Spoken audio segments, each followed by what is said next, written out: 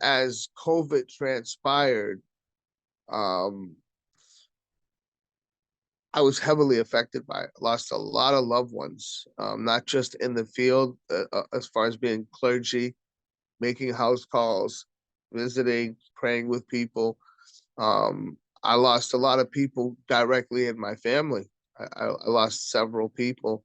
And that prompted me to kind of really shift gears and really pay attention to what's going on.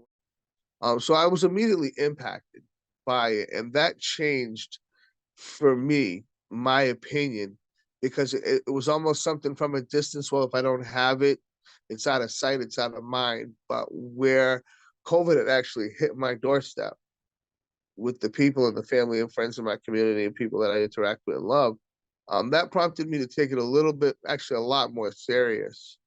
Um, and that, for me, that was the game changer. The reason I didn't want to is I was fearful.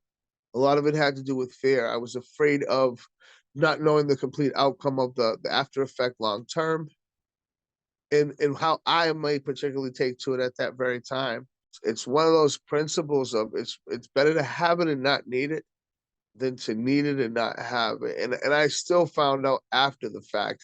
And I did get vaccinated because I wanted to protect my family. It turned into one of those things where I really didn't have too many symptoms, but the fact that I could jeopardize other people. I go into homes where there's infant children, elderly, a lot of elderly.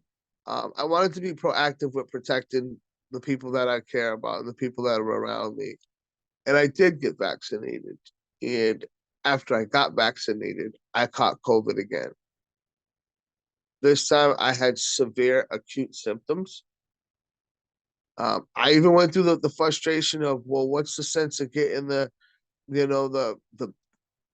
I had originally got the Johnson and Johnson, but so what's the sense? I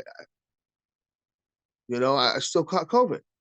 It was pretty bad. Couldn't taste, couldn't smell, feverish, very lethargic.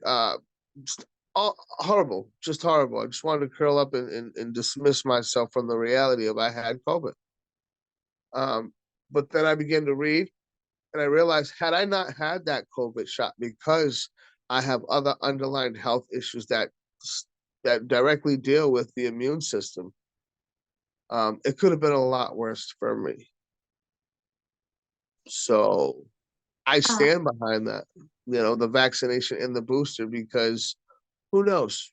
Who knows how bad it genuinely could have been for me the second time around. So this fear and hesitancy that was originally there really came from the lack of knowledge. But when I was out in the field and I was dealing and interacting with people, and masks are on, and there's lines, and there's COVID accommodations being made and 6 feet apart. I don't know. For me, it's just a light switch went on and said, you know what, save a life, save myself, and save others. And that was kind of went into survival mode with it. That was my mindset. I consider being vaccinated and having the booster a great blessing, because there's a lot of people who, if they had been educated like I was educated, they may still be here today. Moving forward, I definitely would do it. It's literally a life. It's an insurance policy while you're still alive, and I've come close enough to see that. So I would definitely continue with keeping up with my booster shots and making sure that my immune system is sufficient to fight out that invisible killer that's out there. But the truth is I don't know how many people have lost someone to COVID, but the truth is, you save a life when you stay boosted. It might just be your own.